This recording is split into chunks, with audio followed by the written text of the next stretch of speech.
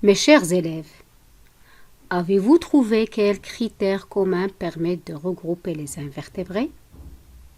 Mes chers élèves, l'embranchement des invertébrés peut être divisé en deux groupes selon le corps, la consistance du corps. Est-ce que le corps est enfermé dans une carapace plus ou moins dure et porte des pas articulés? Ou bien le corps est mou? On peut aussi prendre comme critère les pattes. Est-ce qu'ils sont articulés? Arthropodes, pod ça veut dire patte, arthro ça veut dire articulé. Voilà l'image qui montre une patte articulée. Voilà une patte d'insecte qui porte des épines et il est articulé. Voilà une articulation. Voilà une deuxième articulation. Voilà une autre articulation. Donc la patte, elle est articulée.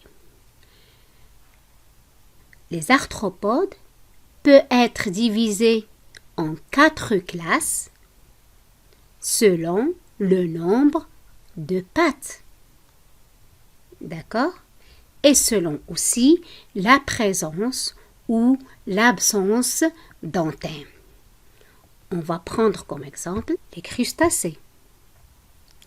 Les crustacés, elles ont 5 paires de pattes articulées. Voilà l'articulation, regardez bien, mes chers élèves. D'accord? Donc, on va les compter. On va compter le nombre de pattes. 1, 2, 3, 4, 5 de ce côté droit. 1, 2, 3, 4, 5 du côté gauche. On dit 5 paires de pattes. 5 paires de pattes. Regardez mes chers élèves, pour ce crabe, il y a première paire de pattes, elle porte des pinces. Elle porte des pinces. On note aussi, voilà, il y a des antennes. 1, 2, 3, 4, ça veut dire 2 paires d'antennes. 2 paires d'antennes. Ici, on a un autre exemple qui s'appelle le crévis. Regardez mes chers élèves, la peau, elle est dure. Ici, il y a une carapace. Ici, la peau, elle est dure. D'accord, une petite carapace. Et on trouve aussi 1, 2, 3, 4, 5 paires de pattes. On trouve 2 paires d'antennes. Et ici, il y a plus que 5 paires de pattes. Plus que 5 paires de pattes, il y a des antennes. Donc, les crustacés sont caractérisés par 5 paires de pattes au plus 2 paires d'antennes. Le deuxième exemple, ou bien la deuxième classe, c'est l'exemple des insectes. Voilà. Donc, les insectes, ils ont 1, 2, 3. 1, 2, 3. Donc, on a 3 paires de pattes. On a une paire d'antennes. Pas 2, mais une paire d'antennes. Ça, c'est pour la mouche. Pour le moustique, 1, 2, 3. 1, 2, 3. Donc, 3 paires de pattes et une paire d'antennes. La même chose pour la coccinelle. La même chose pour, regardez, la fourmi. 3 paires de pattes et une paire d'antennes. La même chose pour l'abeille. D'accord? Et la même chose pour scarabée. On note aussi chez les insectes que la peau, elle peut être dure. D'accord? Regardez, cette peau, elle est un peu dure. On va prendre la troisième classe des myriapodes. Les myriapodes, donc, elle est aussi caractérisée par la présence d'une paire d'antennes, mais il y a plusieurs paires de pattes et elle a un corps qui est articulé où il y a beaucoup d'anneaux. D'accord? Donc, cette classe-là, il s'appelle les myriapodes. On va passer maintenant à une autre classe qui s'appelle les arachnides. Les arachnides, il n'y a pas d'antenne. Regardez, il n'y a pas d'antenne. D'accord? Je veux parler de ce truc-là. Il n'y a pas d'antenne. D'accord? Mais il y a 4 paires de pattes. On va les compter. Donc, 1, 2, 3, 4. Regardez les pattes, comment ils sont. Ils sont articulés. Ce sont des arthropodes. 1, 2, 3, 4. Donc, tous ces araignées, ce sont des arachnides, d'accord?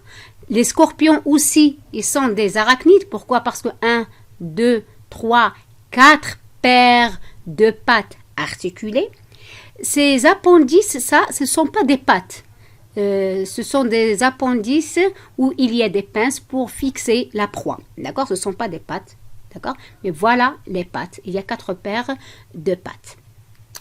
On va passer maintenant à l'autre groupe.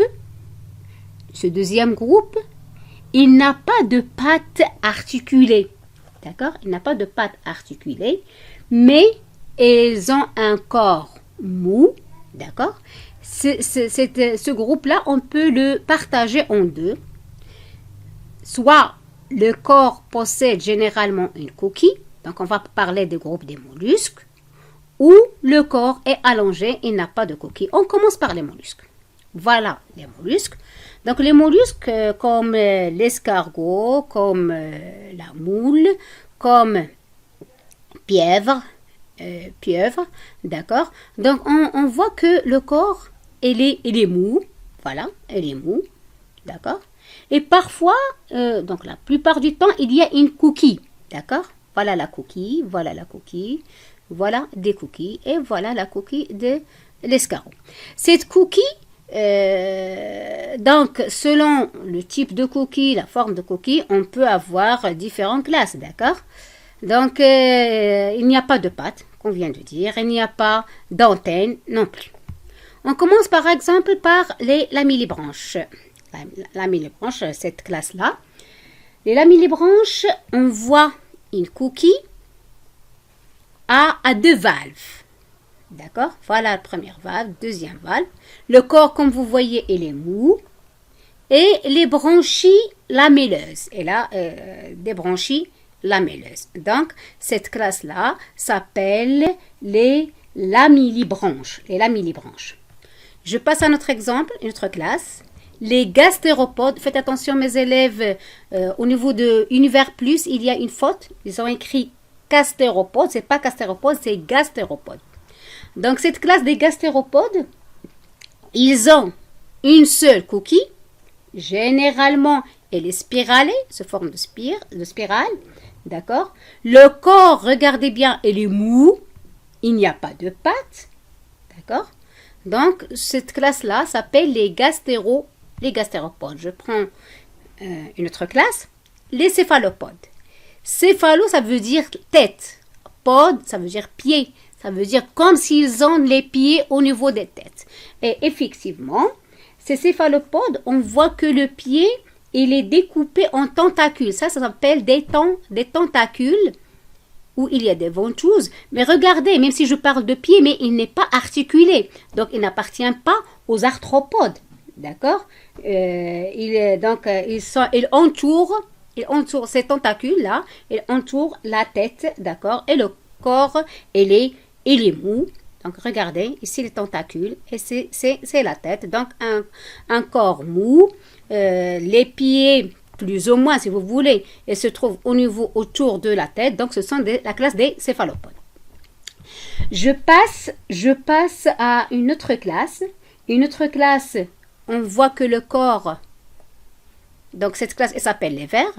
On voit que le corps, elle est allongé. Regardez bien, elle est allongée.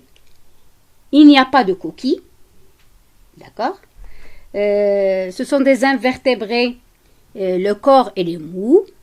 Regardez, il est formé des anneaux. Voilà des anneaux. D'accord? Ils sont formés des anneaux. Il n'y a pas de pattes.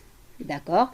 Pas d'ailes et pas d'antennes. Mes chers élèves, si on regroupe la clé de détermination des vertébrés et la clé de détermination des invertébrés, on peut obtenir ce qu'on appelle la clé de détermination des animaux en général. Regardez mes chers élèves, le règne animal est divisé en 2 groupes. D'accord? Le premier groupe appelle animal pluricellulaire. Ils sont formés de plusieurs cellules qu'on peut voir. Ces animaux, on peut les voir avec l'œil nu.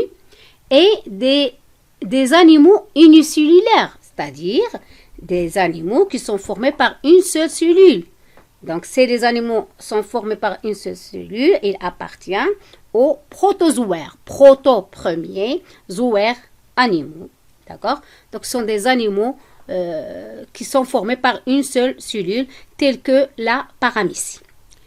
Le deuxième groupe, des animaux pluricellulaires. Ces animaux pluricellulaires, on a déjà parlé qu'on peut prendre comme critère la colonne vertébrale et on voit qu'ils sont répartis ou bien divisés en deux groupes selon la présence ou l'absence de colonne vertébrale. Donc, on aura des animaux avec colonne vertébrale et d'autres animaux sans colonne vertébrale.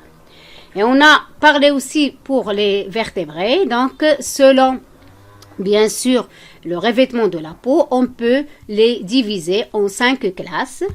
Regardez bien, donc la classe des mammifères, cette classe-là, comme on a déjà dit, il possède 4 pattes ou bien 4 membres, parce que l'homme aussi, il a 4 membres, les membres inférieurs et les membres supérieurs.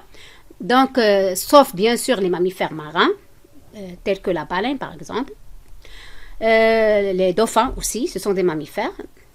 Ils respirent par des poumons. La femelle allaite ses petits. La peau recouverte de poils. Ils sont recouverts de poils, sauf les mammifères marins, bien sûr. Et ils ont une température constante. La deuxième classe, donc ça ici, donc c'est les mammifères. Un exemple, le chat, la baleine, l'éléphant, le zèbre, le lion, le singe. Deuxième classe, comme on a déjà dit, les oiseaux, voilà, donc ils ont 4 caractéristiques, ils sont couverts de plumes, ils ont 2 pattes, ils ont une température constante, ils ont 2 ailes, même si tous les oiseaux ne peuvent pas voler, tels que l'autruche par exemple, d'accord? Et ils respirent par des poumons, la femelle pond des œufs et les couve, d'accord? Par contre, alors voilà des exemples d'oiseaux, donc le colibri, le canard, le manchot, l'aigle, l'autruche, ainsi de suite. Troisième classe, les reptiles. Donc comme on a déjà parlé, les reptiles ils sont couverts de peau écailleuse, il y a des écailles soudées, ils ont une température variable, ils ont 4 pattes, ou sans pattes, donc voilà 4 pattes chez la tortue par exemple, d'accord? Ou bien pas de pattes comme chez le serpent. Il respire par des poumons, la femelle pond des œufs. Alors, regardez les exemples de serpents, cobras. Quatrième classe, les amphibiens. On a déjà dit qu'ils ont la peau nue, ils ont une température variable, ils ont 4 pattes, ils respirent avec des branchies, puis des poumons. La femelle pond des œufs. Donc voilà des exemples pour les amphibiens. Donc les poissons, voilà des exemples des poissons. Vous vous rappelez de Nemo, poisson rouge. Donc voilà le requin. Donc ils sont couverts d'écailles, sauf certaines espèces comme le requin. Donc tous les poissons, ils ont des écailles, sauf le requin n'a pas d'écailles. Ils ont une température variable. Ils possèdent des nageoires. Voilà les nageoires. D'accord? Ils respirent par des branchies et la femelle pond des œufs. Pour l'embranchement des invertébrés, on a parlé qu'on peut diviser en 2 groupes selon la consistance du corps, d'accord? Et on a parlé des arthropodes, on a parlé aussi des mollusques et de vers. Ainsi, on a dit que les insectes sont caractérisés par une peau dure, d'accord? Avec 3 paires de pattes et avec des antennes. Voilà les antennes de criquet. Les arachnides qu'on a déjà parlé, voilà, on a déjà parlé des araignées. On a parlé aussi de 4 paires de pattes.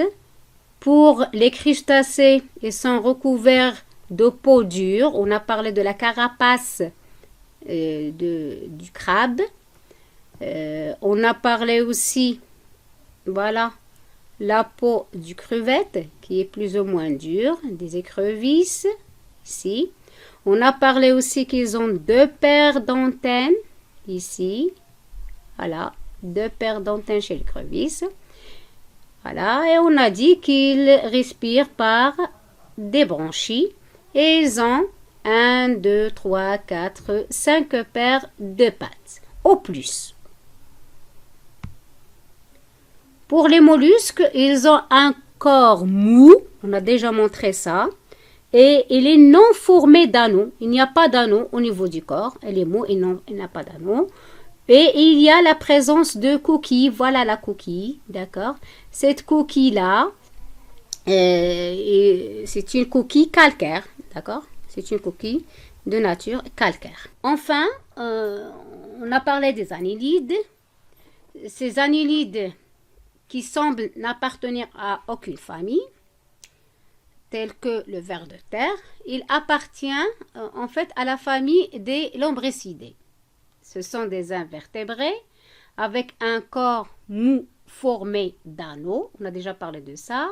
Pas de pattes, pas d'ailes, pas d'antennes, pas... Maintenant, on a un exemple de chien et on veut classer le chien ou bien donner une classification pour le chien. Donc, le chien, il appartient au règne animal. D'accord? Dans l'embranchement des vertébrés parce qu'elle a une colonne vertébrale, la classe des mammifères parce que la femelle allaite ses petits, l'ordre carnivore, la famille des canidés, le genre canis et l'espèce c'est le chien.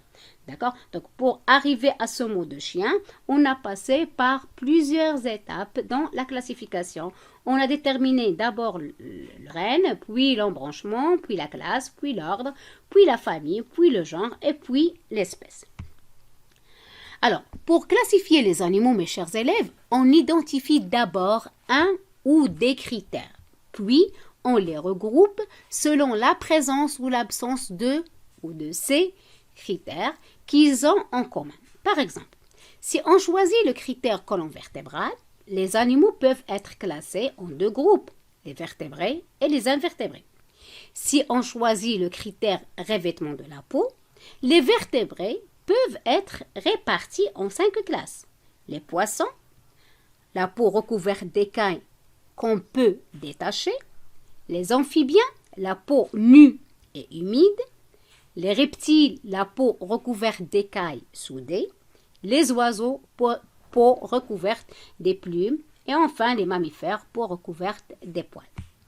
Pour les invertébrés, mes chers élèves, peuvent être classés selon aussi plusieurs critères, par exemple la présence ou l'absence de pattes, l'articulation du corps, la consistance du corps, ainsi de suite. Par exemple, si on prend le critère présence ou absence de pattes, on distingue présence de pattes chez qui? Chez les insectes, avec 3 paires de pattes. Chez les arachnides, avec 4 paires de pattes. Chez les crustacés, avec 5 paires de pattes au plus. Chez les myriapodes, plusieurs paires de pattes. Dans le cas d'absence de pattes, par exemple, les vers, les échinodermes, les cnidaires, ainsi de suite. Mes chers élèves, maintenant on va passer à faire des exercices. Voilà le premier exercice. On a 2 rangs, le rang A et le rang B. Dans le rang A, il y a les êtres vivants et dans le rang B, il y a des classes. D'accord? Alors, ce qu'il faut faire, c'est il faut relier les êtres vivants du rang A avec leur classe convenable. Je vous donne des renseignements. Mésange, c'est un oiseau. D'accord? Donc, je peux rien dire. Mésange, donc c'est un oiseau. La fourmi, vous la connaissez. L'hérisson, ronfod, crevette, mille-pattes, grenouille, requin. Des classes, amphibiens, myriapodes, oiseaux, insectes, crustacés, poissons, mammifères. Voilà la correction. Donc, comme vous voyez, pour mésange, c'est un oiseau. Pour la fourmi, c'est un insecte. Pour l'hérisson, c'est un mammifère. Pour crevette, c'est une crustacée. Pour mille pattes, c'est un myriapode. Pour grenouille, c'est amphibien. Et enfin, pour le requin, c'est un poisson. Si, mes chers élèves, on a plusieurs animaux et on veut les mettre dans deux rangs. Ça veut dire qu'on doit d'abord écrire dans chaque rang quel type d'animaux on a. On a dit que le règne animal peut être divisé en deux groupes. Un groupe où il y a la colonne vertébrale et un autre groupe où il n'y a pas de colonne vertébrale. Donc, on va écrire les vertébrés, les invertébrés. Alors, mes chers élèves, le chien, je veux l'écrire où? Le chat, bien. Donc, le chien et le chat, ce sont des vertébrés. L'escargot, la fourmi, l'araignée, oui. Donc, je veux l'écrire dans les invertébrés. Maintenant, l'éléphant, le crocodile, bien, dans les vertébrés. La crevette, oui, dans les invertébrés. Le cheval, oui, dans les vertébrés. La limace, oui, avec la chenille dans les invertébrés. La grenouille, dans les vertébrés. Le scorpion, la méduse, dans les invertébrés. La vache, le lapin, dans les vertébrés. La mouche, l'abeille, dans les invertébrés. Le moustique, très bien, dans les invertébrés. On va passer à notre exercice. Les mammifères sont des animaux qui nourrissent leurs petits grâce à des mamelles. Ils sont vivipares, ils ne donnent naissance à des bébés vivants. Ils respirent avec des poumons. Le nombre de pattes, c'est combien? Oui, c'est 4 pattes. On dit 4 pattes ou 4 membres, parce que l'homme est là aussi 4, mais on ne dit pas les pattes, on dit elle a 2 membres inférieurs et 2 membres supérieurs. Sur la peau, il y a des poils. Exemple, oui, chat, chien, lion, l'homme. À notre exercice, les poissons vivent dans. Où vivent les poissons? Oui, dans l'eau. Ils sont ovipares. Les bébés naissent dans des œufs et ne peuvent pas respirer à l'air libre. Ils n'ont pas de poumons et respirent par des branchies. Les poissons n'ont pas de pattes. Ils ont des... C'est quoi ça? Très bien. Ce sont des nageoires. Sur leur peau, il y a quoi? Ça c'est quoi? Regardez bien, ça c'est quoi? Des écailles non soudées. Exemple. Poisson rouge, sardines, etc. Les oiseaux se distinguent des mammifères parce qu'ils ont des ailes. Certains oiseaux volent beaucoup comme les hirondelles et les moineaux. D'autres oiseaux, comme les pingouins et l'autruche, volent peu ou pas du tout. Ils sont ovipares, c'est-à-dire que le bébé naît dans des œufs. Ils ont, regardez bien, ils ont 1, 2. Donc, ils ont 2 pattes. Sur leur peau, il y a quoi, mes chers élèves? Oui, il y a des plumes. Des exemples, donc vous le connaissez déjà, on a déjà parlé ici, il y a les hirondelles, il y a les moineaux, il y a les pingouins, il y a l'autruche, et il y a les canaris, voilà, canaris, perroquets, moineaux, etc. Dernier exercice pour les amphibiens. Donc les amphibiens sont des animaux qui peuvent vivre sur la terre et dans l'eau. Ils sont ovipares et ils ont combien de pattes? Oui, ils ont quatre pattes. Leur peau est... Comment il est? Est-ce qu'il y a des plumes? Est-ce qu'il y a des poils? Est-ce qu'il y a des écailles? Non, la peau, elle est nue. Exemple, donc je vous montre ici dans les photos. Voilà une photo pour la grenouille et l'autre c'est pour le crapaud. Donc le crapaud, il ne vit pas dans l'eau, il vit dans le côté terrestre. Mes chers élèves, on est arrivé à la fin de cette séance et on va poser encore la question. Quels critères communs permettent de regrouper les végétaux? À bientôt!